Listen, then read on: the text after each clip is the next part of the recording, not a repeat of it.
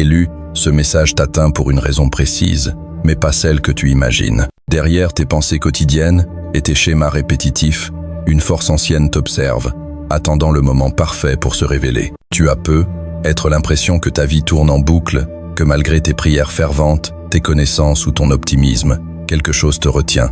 Ce n'est pas un échec, c'est une question de fréquence.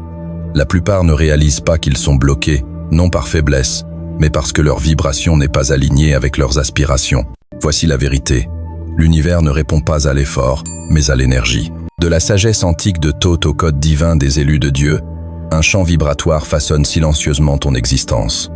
Si ce message t'a trouvé aujourd'hui, c'est que ce champ s'ouvre enfin à toi. Si ton esprit ressent une étincelle de reconnaissance, tape 770 sept dans les commentaires, un signal à l'invisible que tu es prêt. À ceux qui soutiennent cette mission par leur générosité, merci du fond du cœur. Votre énergie et votre présence permettent à cette vérité de toucher d'autres âmes. Prépare-toi, car ce que tu vas découvrir n'est pas une simple information, c'est une initiation. Voici 3 forces vibratoires oubliées, capables d'élever ta fréquence et de réécrire le signal que tu envoies à l'univers. Élu, la sagesse de Thoth t'a trouvé. Entrons dans le vif du sujet. Ton esprit, élu, s'épanouit lorsque ces courants énergétiques, aussi anciens que la Genèse, s'harmonisent comme une cathédrale bâtie sur une géométrie sacrée. 3 forces primordiales circulent en toi, mais beaucoup les ignorent, les déforment ou les utilisent mal. C'est pourquoi tant de personnes s'épuisent à prier, à travailler ou à visualiser sans résultat. Une illusion sophistiquée, comme un mirage, s'est infiltrée dans l'âme collective. Croire que des mantras positifs ou des visions de richesse suffisent à plier l'univers à ta volonté. Mais que se passe-t-il quand tes affirmations résonnent dans un cœur anxieux? Une prière peut-elle déplacer des montagnes si elle est portée par la peur? L'univers ne lit pas les mots, il décrypte les fréquences. Il ne répond pas aux phrases, mais à la résonance. En physique, seules les fréquences en harmonie s'amplifient, les autres s'annulent. Quelle fréquence portes-tu vraiment lorsque personne ne te regarde? Car, tel il pense au fond de son cœur, tel il est. Proverbe 23, sept. Pas dans tes mots, pas dans tes publications, mais dans la vibration profonde de ton noyau émotionnel et spirituel. Jésus l'a dit clairement, « Quand vous priez, ne multipliez pas de vaines paroles comme les païens, car ils s'imaginent qu'à force de paroles ils seront exaucés. » Matthieu 6, sept. Une prière sans présence et du bruit. Quelle est la mélodie de tes prières? Paix ou panique? Yara, une sage-femme, récitait des bénédictions quotidiennes, mais rien ne changeait. Un matin, elle murmura un simple « merci » avec tout son être. Son corps se détendit, sa fréquence changea. Une opportunité inattendue frappa à sa porte.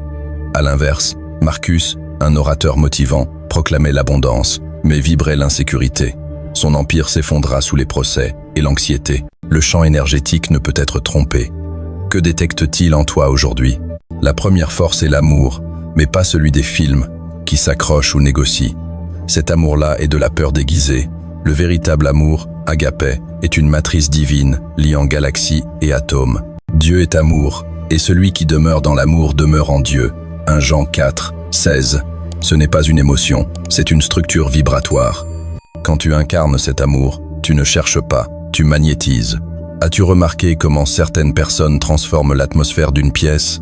Ce n'est pas du charisme, c'est une cohérence vibratoire. Mais beaucoup n'y accèdent pas, car on leur a appris à mériter l'amour, à performer pour être aimé. L'amour devient un contrat. Je t'aime si tu me sécurises. Cet amour conditionnel contracte ta vie, transforme les relations en champ de bataille et les finances en reflet de pénurie. Sophia, une guérisseuse, donnait généreusement, mais vibrait la peur de l'abandon. Quand on lui demanda « Peux-tu aimer sans que ton besoin soit comblé ?» Elle s'effondra, puis se transforma. Nathaniel, un philanthrope, donnait pour contrôler. Quand son partenaire partit, tout s'écroula. Il guérit les cœurs brisés et panse leurs blessures. Psaume 147, 3. Aimer sans condition libère ton champ vibratoire. Quel amour aimais-tu? Résonance pure ou désespoir masqué? La deuxième force, le pardon, est une lame volcanique qui tranche les cordes invisibles du passé. Ce n'est pas un acte moral, mais un nettoyage cellulaire de ton champ énergétique. Chaque rancune est une encre, chaque ressentiment un fil te reliant à un événement révolu. Celui qui couvre une offense cherche l'amour, mais celui qui la rappelle éloigne les amis. Proverbe 17, 9. Le pardon n'efface pas l'histoire, il neutralise sa charge. Si un souvenir te crispe encore, il continue d'émettre. Sarah, une infirmière, pensait avoir pardonné son père, mais son corps réagissait à chaque déception. En prière, elle entendit « Il ne te doit pas la paix, tu te la dois ». En lâchant prise, elle libéra son avenir. Élie, riche mais amer, s'effondra car il n'avait jamais pardonné sa mère. Oublie les choses anciennes, ne t'attarde pas au passé. Ésaïe 43, 18-9. Le pardon n'est pas oubli, c'est un espace pour le renouveau.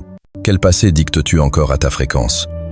Le pardon alchimise la douleur en sagesse, libérant ton souffle pour communier avec l'esprit. La troisième force, la gratitude, n'est pas une liste ou un sourire forcé. C'est un état de réception révérentielle. Un merci, vibrant dans tout ton être. Rendez grâce en toutes choses, car c'est la volonté de Dieu. 1 Thessaloniciens 5, 18. La gratitude n'attend pas la victoire, elle l'active. Todd enseignait que ce qu'on reconnaît s'amplifie. En physique, l'observation augmente la cohérence du chant. Quand tu dis « merci » avec présence, tu dis au chant « cela a de la valeur ». Et le chant répond « voici davantage ».